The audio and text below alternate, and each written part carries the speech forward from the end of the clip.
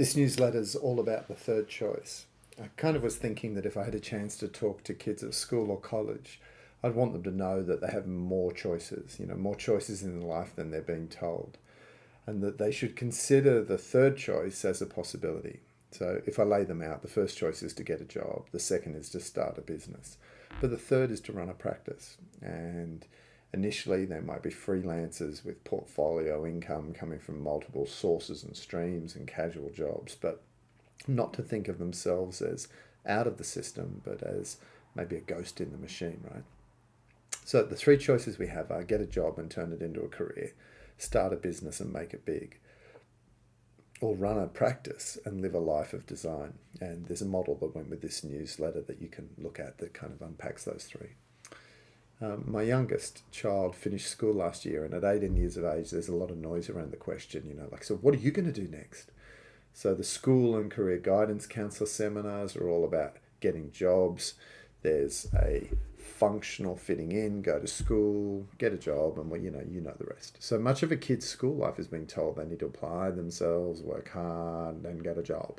And I guess if fitting in is your thing, then this might be good advice. If school worked for you and university works for you, then this makes total sense. But not all kids find that does work for them, though. And so expanding their choices seems smart. And maybe, as an adult, it's time where you get to choose again, too. I think jobs, it's worth saying that most people in the world have jobs. Very few have careers, and few, again, will find their vocation. So all we can really do is teach kids to be entrepreneurial within jobs and careers, which is then the next focus of the employment system.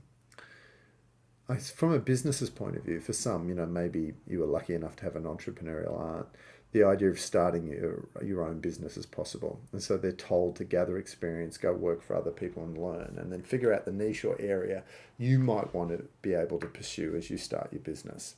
But this third choice, the practice, and building a thought leader's practice is a labor of love. Do work you love with people you like the way you want. And this has a feel of the Buddhist sort of right livelihood principle to it. So as you work as an agent in the network that we call society. And I think the trick is to become self-expressed.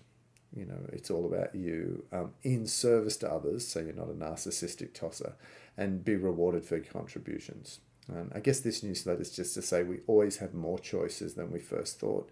And the minute you think there's only two, think harder and always try and find the third choice.